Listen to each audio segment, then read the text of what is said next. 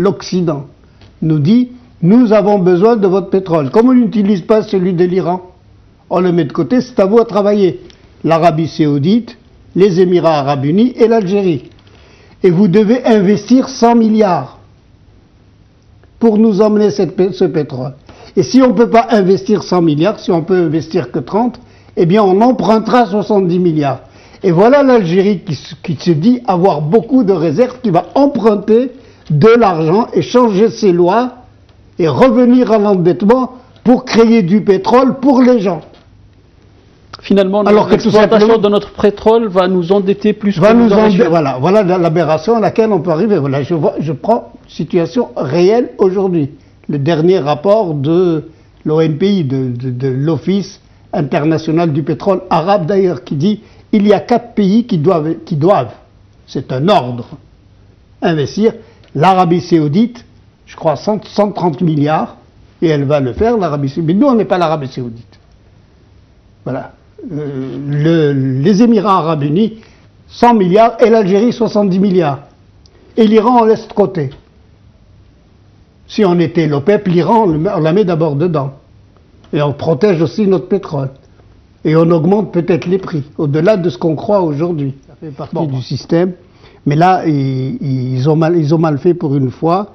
Et je pense que le choc est très profond au niveau algérien d'une manière générale. Et nous sommes en train de vivre une période où les gens ont compris, c'est surtout ça que je voudrais dire, ont compris que le système tel qu'il existe est fini. Arriver à faire de telles erreurs, à remettre en candidat une personne qui se trouve dans cette situation physique, montre que le système est mort de l'intérieur. Bien sûr, ceci est inquiétant, mais ceci pour moi en tant qu'Algérien et pour tous les Algériens, c'est un grand moment politique.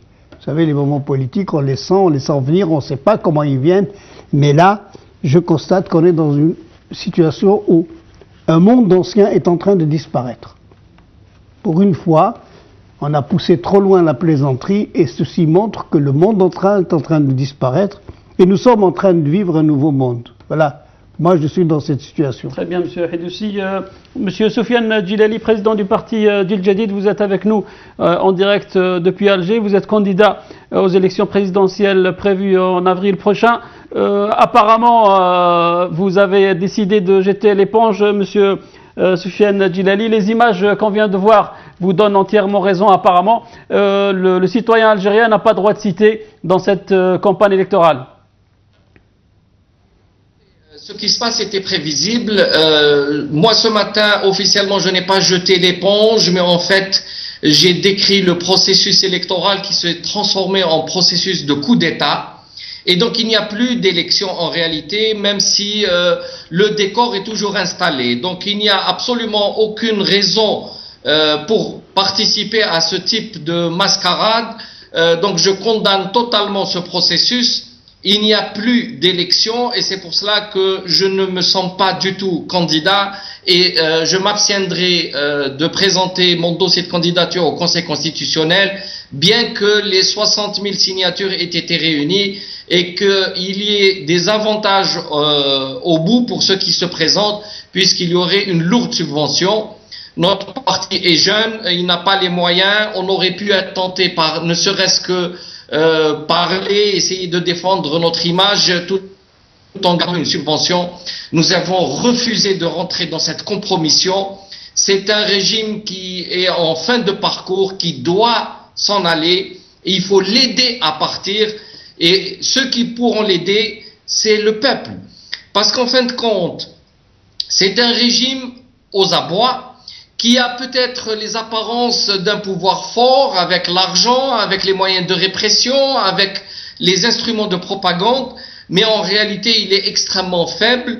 D'ailleurs, il n'a pas pu remplacer un homme mourant par un homme capable de rassembler les mêmes clientèles et les mêmes coteries, ce qui signifie que les divisions à l'intérieur et les contradictions sont immenses et il est incapable de proposer quelque chose d'honorable pour la suite. De l'autre côté, l'opposition est encore affaiblie parce qu'elle a été dispersée, elle a été réprimée, il y a eu beaucoup d'argent sale pour acheter certaines consciences. je suis malheureux de le dire, mais des partis politiques qui avaient représenté le courant démocrate ont finalement cédé à la tentative. On a l'impression qu'ils ont vendu leur âme. Et donc il y a une opposition beaucoup plus maintenant apparente, mais en réalité, dans le fond, l'opposition a une position morale et politique beaucoup plus forte. Maintenant, qu'est-ce qui peut faire balancer la décision finale? Eh bien, c'est évidemment le peuple. Il faut revenir au peuple. Nous, à Jil Jadid, nous en faisons partie et c'est à ses côtés que nous allons continuer notre combat. C'est pour ça que nous avions soutenu la manifestation d'aujourd'hui. Nos militants y étaient en masse. Plusieurs ont été embarqués. Juste à l'instant, avant le début de l'émission, je recevais une quinzaine de citoyens qui venaient d'être libérés, puisqu'ils avaient été embarqués dans plusieurs commissariats à la... Très bien, monsieur Soufiane, s'il vous plaît, vous faites partie de ces nouveaux candidats, de ces nouveaux visages qui étaient les plus remarqués durant cette campagne. Énormément de jeunes Algériens vous ont soutenu en Algérie et à l'étranger, surtout dans les plateformes Facebook, etc., électroniques. Ne pensez-vous pas que votre retrait va être considéré comme une bouffée d'oxygène pour ce régime? Pourquoi ne restez-vous pas, comme on dit en Algérie, et continuez votre force et votre lutte, parce que le peuple, comme vous le dites si bien, a besoin d'une élite qui joue le rôle de la locomotive? Il y avait cette possibilité, nous en avions discuté très longuement hier lors du Conseil national avant d'arrêter définitivement notre position. Mais lorsque le match est joué à l'avance, que voulez-vous faire sur le terrain? On nous affublera immédiatement du terme peu glorieux de lièvre, ce que je refuse catégoriquement. Il ne faut pas rentrer dans des jeux malsains le monde pour que tout le système soit délogé. Il n'est pas question qu'il y ait de quatrième mandat, il n'est pas question qu'il y ait une prolongation de vie à ce système. Participer à ce scrutin, c'est le légitimer. On sait tous que les deux scénarios probables sont maintenant plus clairs. Le premier scénario est que le clan présidentiel réussit son coup de force et marchera sur l'ensemble de ses opposants et écrasera tout sur son passage. Il y a déjà des menaces directes. Nous en recevons quotidiennement à travers des représentants d'autres partis qui soutiennent le président. Nous savons que nous sommes en difficulté de ce point de vue-là, mais nous assumons. Donc si Bouteflika et son clan réussissent, c'en est fini pour le pays et il nous mènera inéluctablement vers le désordre. Le deuxième scénario possible est que si le peuple se reprend en charge, assume sa souveraineté et intervient en masse ici à Alger, mais aussi dans toutes les wilayas, dans tous les quartiers, dans les réseaux sociaux, partout où il peut agir, il faut qu'il agisse. À ce moment-là, ce processus mortifère tombera et une nouvelle voie pourra s'ouvrir. Je pense avec des représentants des différents courants politiques, des hommes qui sont connus pour leur probité morale, pourront éventuellement recoller les morceaux dans une phase de transition qui soit courte, qui prépare à de vraies élections ouvertes et qui sera couronnée par la sortie de toutes les institutions du jeu politique, en particulier je pense à l'armée, qui n'aura plus à intervenir dans le champ politique, n'aura plus à soutenir les dictateurs et ses compagnons, ceux qui sont en train d'usurper le pays.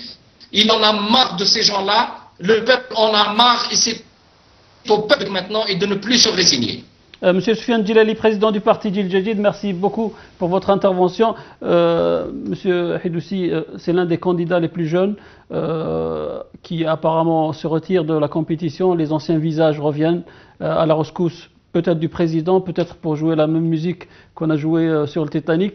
Ce président moribond, comme l'a décrit la presse française, revient à la charge. C'était une option très très lointaine. Maintenant, il s'avère que le président Bouteflika veut garder la même mise sur l'Algérie. Pourquoi tous ces gens-là, jeunes, qui viennent avec un nouvel esprit, finalement sont désespérés à ce point-là, lorsqu'il s'agit de l'Algérie, en l'occurrence M. Soufiane Djilali et M. Rachid Nekez? Je remarque que je l'écoute depuis tout à l'heure. Il a commencé par être candidat dans le système, en attendant que le système bouge. il finit en disant c'est terminé, il faut que l'opposition se mobilise et l'opposition est d'accord pour se mobiliser, pour se changer de système. Ça, c'est quelque chose de très important parce que tout le monde parle le même langage. Quelle que soit la manière de le parler, on sent que le système est fini. Ça, c'est important. Et pour les gens, il faut qu'ils changent. Alors la question, c'est comment ils changent et quelles sont les erreurs à ne pas faire. C'est surtout ça qui est important. L'opposition a eu deux grandes faiblesses. La première, c'est de ne pas avoir suivi le peuple. Aujourd'hui, il a parfaitement raison, sans le peuple, on ne peut pas avancer. Sans le peuple, l'armée ne peut pas rester une armée solide et une armée capable de défendre le pays. Voilà où se situe la question. Mais comment l'opposition peut mobiliser le peuple? Il y a une deuxième erreur qui a été faite. Tout le monde fait des erreurs politiques. C'est que cette opposition a suivi le calendrier et les promesses du régime. Et en suivant le calendrier et les promesses du régime, elle se trouve aujourd'hui devant la vérité qui éclate, qu'elle ne peut pas refuser. Par contre, elle n'a pas le temps, ou elle n'a pas eu le temps de se mobiliser vis-à-vis du peuple. Et je crois que maintenant, le moment, il l'a dit, en disant il nous faut quelques mois, mais c'est le moment pour l'opposition de ne pas faire une erreur. Et je reviens à la 4e élection, à cette élection. Il ne faut pas que les gens suivent le calendrier du régime. Le calendrier est mourant. Il faut qu'il y ait un calendrier du peuple. Il faut que l'opposition se libère de ce calendrier. Elle a un objectif maintenant. C'est comment changer de régime. Qu'est-ce qu'il faut faire, quelles mesures prendre? Comment se mobiliser pour qu'il n'y ait pas de situation grave? C'est là où il faut travailler aujourd'hui. Et je pense qu'à partir d'aujourd'hui, c'est ça le deuxième mandat. Sortir du calendrier de l'État, qui n'a rien d'apporté, que ce soit dans un mois, dans 6 mois ou dans un an, et faire un calendrier de mobilisation des gens. Très bien. Si on revient, M. Hidoussi, si vous le permettez, au volet économique, beaucoup d'observateurs vous situent dans les visages qui ont changé, qui ont voulu changer la donne économique en Algérie. Vous et l'équipe de Hamrouche êtes considérés comme les réformateurs économiques en Algérie. On a mis un stop, un holà à votre action en vous retirant ce mandat-là. Pourquoi, d'après vous, l'Algérie, depuis 1988, n'a de cesse d'être en perpétuelle mutation, mais malgré la manne financière qui existe actuellement en Algérie, le saut qualitatif du point de vue économique n'a pas été réalisé en Algérie? Si vous voulez, notre force, quand on est venu, on faisait de l'économie avant. Moi, j'étais au plan pendant 15 ans et on luttait au plan, mais on n'arrivait pas à quelque chose. Je le faisais aussi à la présidence. Il a fallu une condition. La condition, c'est que au sommet, l'équipe politique a une direction et a une politique. Quand au sommet, il y a une politique, que les gens savent où ils vont, à partir de ce moment-là, on peut faire de la bonne économie. Je n'ai pas fait de la bonne économie parce que je suis un bon économiste. On a fait, puisqu'on le reconnaît, 20 ans après, de la bonne économie parce qu'on avait une direction politique. Et depuis que nous sommes partis, il n'y a pas eu de direction politique. Notre remplacement par un coup d'État militaire en 1992 est le remplacement de gens qui n'avaient aucune pensée politique et donc aucune pensée économique. Ils pouvaient emmener les meilleurs cadres de l'Algérie, ces cadres ne pouvaient pas exprimer une pensée. J'exprime, les directeurs généraux des entreprises n'avaient aucune responsabilité. Quand on était au pouvoir, le directeur des impôts avait une responsabilité qui dépassait celle du gouvernement. On l'oublie. Le gouverneur de la Banque centrale avait une responsabilité supérieure à celle du chef de l'État. Donc le chef de l'État ne pouvait pas toucher à la monnaie. Pas le gouvernement, le chef de l'État. De même que le directeur des impôts, de même que le directeur du Trésor, de même que les fonds de participation, qui étaient la direction des entreprises, qui menaient le service public. Et donc ces gens-là se sont montrés très capables. En quelques mois, ce ne sont pas des Algériens que nous avons recrutés dans une équipe politique. Ce sont des Algériens que nous avons trouvés. Nous en avons bousculé quelques-uns, évidemment. Et il y a eu des jeunes, des nouveaux, mais les gens étaient capables de faire quelque chose. Il ne faut pas oublier qu'en 1990, on n'avait pas un sou, puisqu'on était à 95% d'endettement, on n'avait pas un sou dans le trésor, et pourtant il y a eu plus de 9 milliards de dollars d'investissements. Et ces investissements sont venus d'entrepreneurs qui se retrouvaient à la Chambre de commerce, c'était les mêmes, qui étaient très mauvais auparavant et qui sont devenus bons parce qu'ils ont eu confiance. Très bien. Monsieur Bouteflika, lors de son premier mandat, n'a eu de cesse de dire que son but premier, c'était d'assainir l'économie et d'en faire une économie très forte. Malheureusement, il y a eu énormément de scandales lors de son règne, l'affaire Khalifa, l'affaire Chekib Khalil, les scandales Levala et Sonatrach. Est-ce que Bouteflika finalement s'est montré trop faible par rapport à cette mafia politico-financière dont vous parlez dans votre livre, qui n'a pas permis à l'Algérie de réaliser son émergence? Il y a deux choses. Il faut les traiter ensemble. Il y a une chose qu'il faut que les Algériens comprennent. Lorsque nous sommes partis, le FMI est venu. Moi, je suis sorti le 2 juin.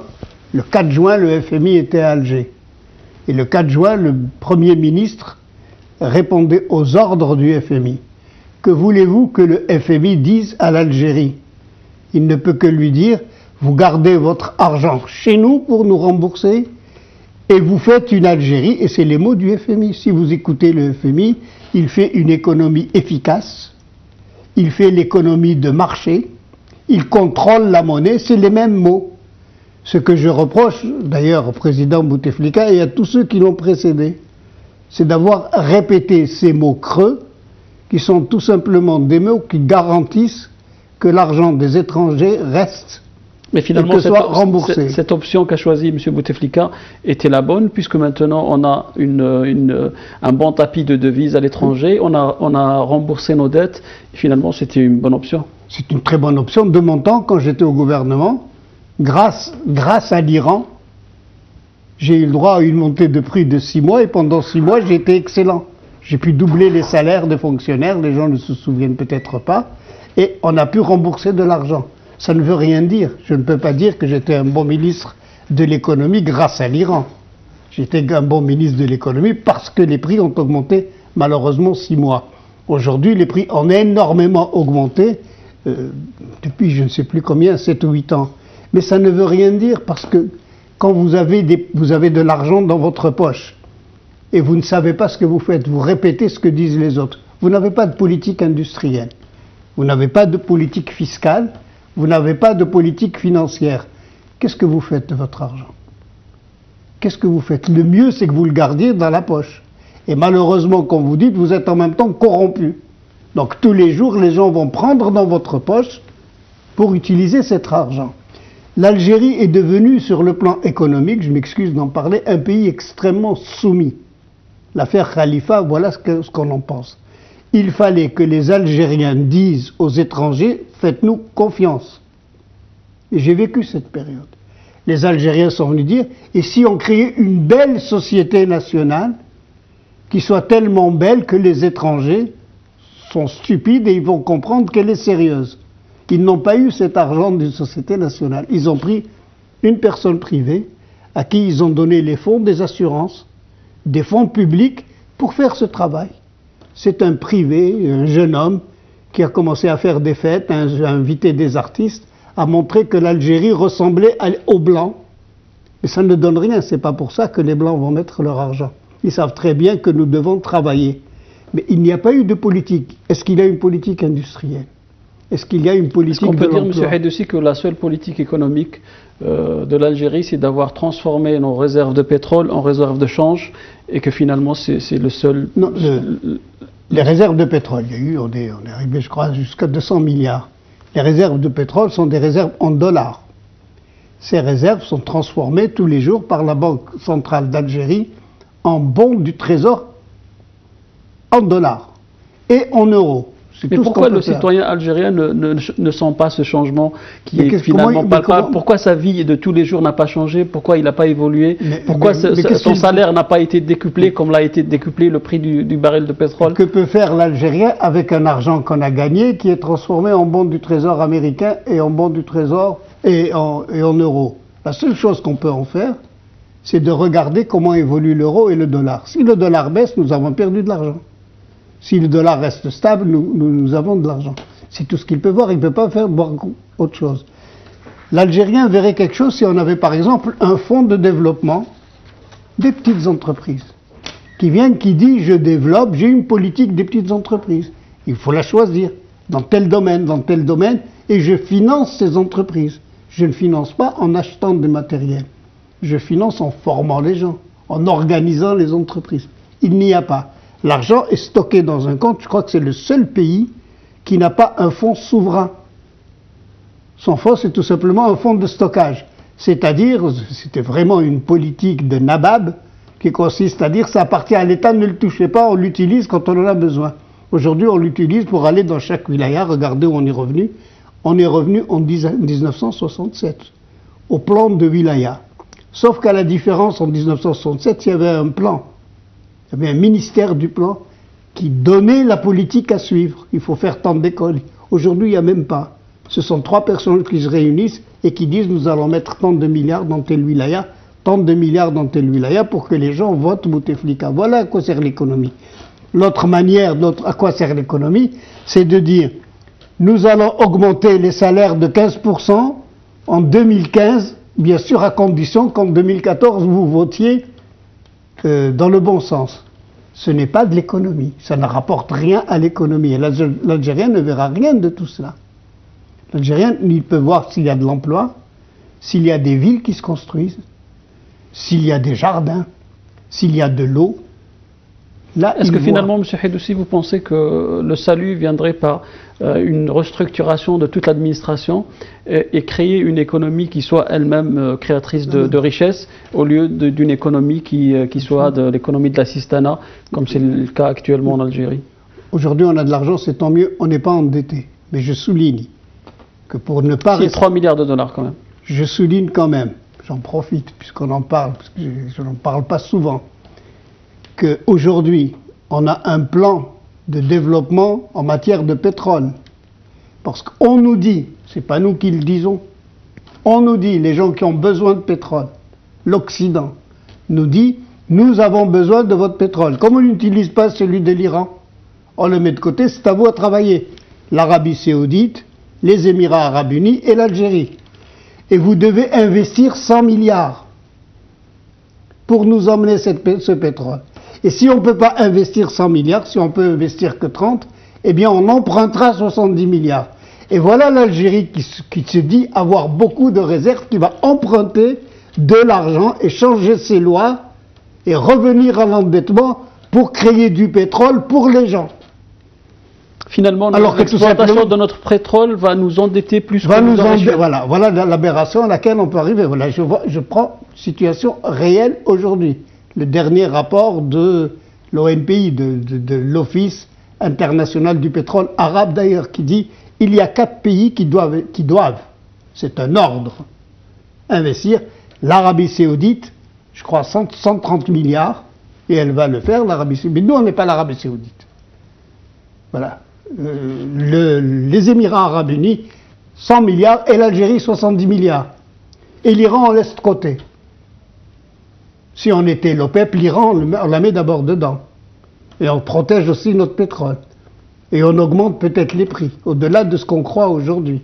Bon, donc vous voyez bien que même dans les meilleurs des cas, cet argent risque de partir dans la baisse du dollar parce qu'il y a la crise en Occident. Et le dollar va baisser. Et le dollar baisse. Et les Américains, ils connaissent leurs intérêts. Le jour où ils voudront baisser le dollar, ils ne le baisseront pas pour eux, mais pour nous. Et alors nos réserves en dollars vont chuter de la baisse du dollar. En euros, et vous savez très bien que la crise de l'euro est longue. Et que l'euro va connaître des problèmes. Et c'est nous qui allons les payer. Et en plus, on dit aujourd'hui que nous allons mettre 100 milliards pour le développement du gaz et du pétrole, uniquement pour que les gens soient heureux de continuer à bloquer les dépenses de l'Iran et à mettre l'Iran en situation de guerre. Voilà, c'est la politique qui fait Vous comprenez bien que ce n'est pas le ministre de l'économie qui fait le... Très bien, M. Haïdoussi, les partisans de M. Bouteflika disent qu'il n'a pas besoin d'une campagne électorale pour son 4e mandat parce que ses réalisations parlent pour lui. L'autoroute Est-Ouest, tous ces logements qui sont distribués aux citoyens, c'est l'unique pays apparemment dans le monde qui le fait. La prise en charge totale de l'enseignement, de la médecine, le service militaire qui coûte énormément d'argent à l'Algérie. Finalement, ces réalisations qui sont palpables sur le terrain parlent aussi pour Bouteflika. D'accord, je commence par le service militaire. C'est quand même, ça nous est un peu cher dans la situation actuelle du monde arabe. Bon, le service militaire est bon si l'armée est unie derrière le peuple. Et si elle sait se défendre, mais si elle ne sait pas se défendre devant le peuple, il ne faut plus parler comme ça. Parce qu'on a vu des grandes armées du monde arabe. Hein. On l'a vu depuis 10-15 ans. Ce qu'ont fait les équipements qu'on a achetés. Les équipements, ce sont d'abord les hommes. Et c'est ensuite le soutien politique de ces hommes.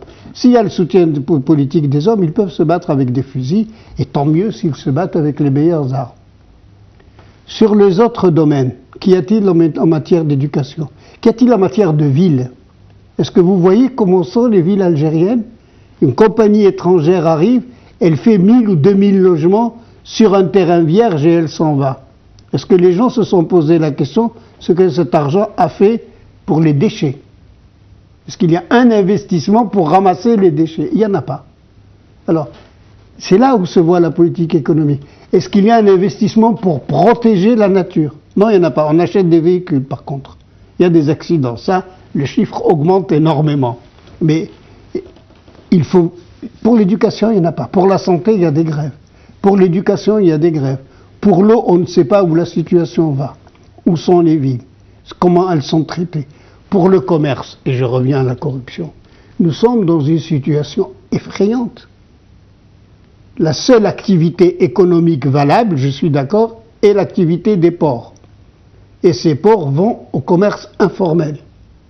Et ce commerce informel aujourd'hui noie l'Algérie. Moi, je connais ma ville, je parle de ma ville, de Constantine, je parle concrètement. Ma ville, au milieu de la vieille petite ville qui rime à rien, où tous les commerçants sont sortis, il y a 5 villes tout autour de commerce informel. Mais qu'est-ce que c'est que ce pays qui ne peut même pas lever les impôts du commerce informel? Qui ne peut même pas contrôler la politique du stockage? À quoi sert l'argent? L'argent, il sert à faire une politique commerciale, à prendre les impôts des gens qui sont dans ce commerce. Et tout ceci ne se fait pas. Et qu'on ne me dit pas que les Algériens sont incapables. Parce que quand on était aux impôts, et les gens s'en souviennent, même si ça fait rire aujourd'hui, en 6 mois, nous avons trouvé des cadres capables de lever l'argent et de doubler les recettes fiscales. Et personne ne s'est plaint parce que c'était des politiques justes. Quand on ne fait pas de politique injuste, personne ne se plaint. Mais là, il n'y a même pas de politique fiscale. Très bien. Le taux de chômage, M. Haïdoussi, est un indice très important dans la santé économique d'un pays. Le taux de chômage en Algérie est très très élevé. Pourquoi les gouvernements successifs sous la présidence Bouteflika ont malheureusement échoué dans le traitement de ce dossier? Parce qu'encore une fois, il faut qu'il y ait une planification.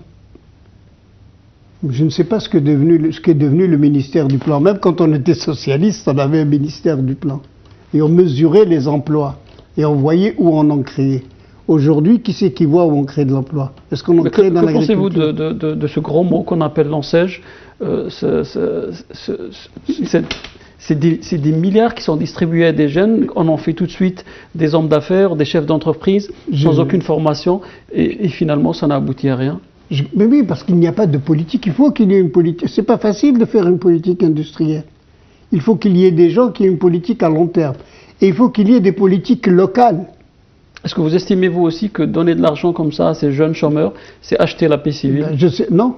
Par exemple, si je prends Bellecour, je ne connais pas beaucoup, mais des informations que j'ai à Bellecour, les gens achètent des camions et ils ne savent plus ce qu'ils font de ces camions. Il n'y a pas d'activité pour ces camions. Ces camions sont stockés par les jeunes qui les ont achetés.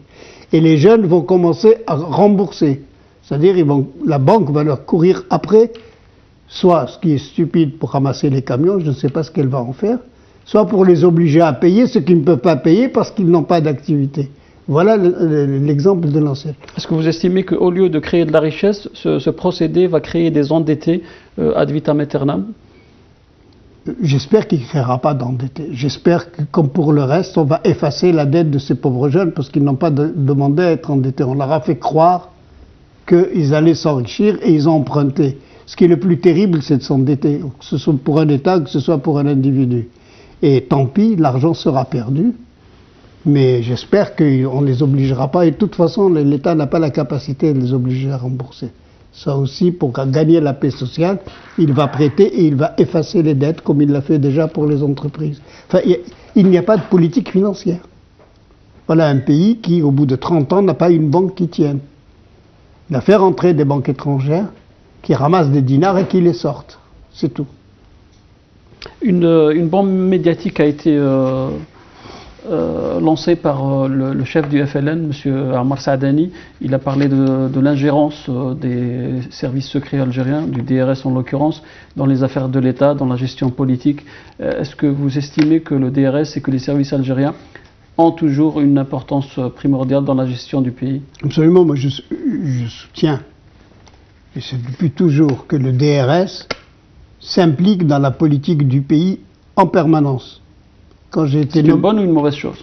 Quand j'ai été nommé, je réponds pour moi. C'est pour ça que je suis à l'étranger. Pour moi, quand j'ai été nommé ministre des Finances, j'ai interdit la présence des gens du DRS dans les entreprises. Vous savez ce qui s'est passé? Mais le DRS n'est-il pas là pour protéger notre économie, pour protéger notre pays? Ce n'est pas son métier, c'est le métier du juge. Où est le juge? Où est le juge? La loi dit que c'est le métier du juge. Et que le juge, s'il a besoin d'un policier, il appelle un inspecteur de police. Que lui, le juge, contrôle. Ça, je comprends très bien. Même s'il est très méchant, je le comprends. Mais que quelqu'un vienne du DRS, qui a une responsabilité d'orienter l'entreprise, mais qui n'a pas la responsabilité de rendre des comptes. C'est ça le drame. Ce n'est pas possible. Et le drame en Algérie était tel que 99% des dirigeants d'entreprise ont mal vécu le fait que je leur interdise d'accepter quelqu'un du DRS dans leur entreprise. Eux déjà, parce qu'ils ont dit on va recevoir des sanctions. Mais des sanctions de qui? Il ne faut pas se le cacher. Donc les gens peuvent prendre des sanctions sans rendre des comptes. Et ça, c'est une chose qui n'est pas normale. Et on m'a reproché, une des grandes choses qu'on a reproché aux réformateurs, j'en parle aujourd'hui, c'est qu'ils ont refusé de demander l'autorisation du DRS pour nommer les cadres. Et nous avons nommé ou dénommé des préfets sans demander au DRS. C'était le drame. Comment vous pouvez vous permettre de nommer ou de dénommer des préfets sans demander? Et ça fait partie de la vie réelle.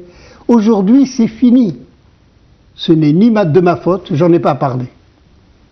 Personne n'en a parlé. Personne ne voulait, dans le drame dans lequel vivent les pays, parler de l'armée.